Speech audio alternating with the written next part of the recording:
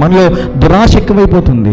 యాకోబు భక్తుడు అందుకే అంటాడు, దురాశ గర్భము ధరించి పాపానికి అంటుంటే పాపం పరిపక్వమే మరణానికి అంటూ ఉంది.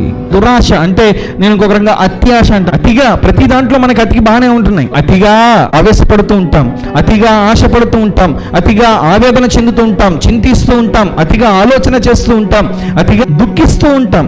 ఈ అతి ఏదో ఆలోచించడంలోనూ, వేదన పడటంలోనూ, కష్టపడటంలోనూ, కన్నీరు కాచడంలోనూ, చింతించడంలోనూ చూపించడం కంటే దాన్ని ట్రాన్స్ఫర్ చేసి అదే అతిని ఎప్పుడైనా దేవుని భక్తికి యాడ్ చేస్తున్నామా?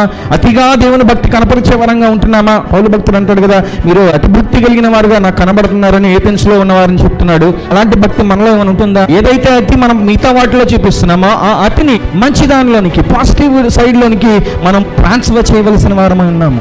దేవుని కోసము ఎంతమంది ఆయన ఆరాధించడానికి అతిగా ఎవరు ఆశ చూపిస్తున్నారు? చిన్న చిన్న వాటికి ఆరాధన ఎగ్గొడతా ఉంటాం, చిన్న చిన్న వాటికే మనం అసలు దేవుణ్ణి దూషించేటువంటి పరిస్థితుల్లో ఉంటున్నాం.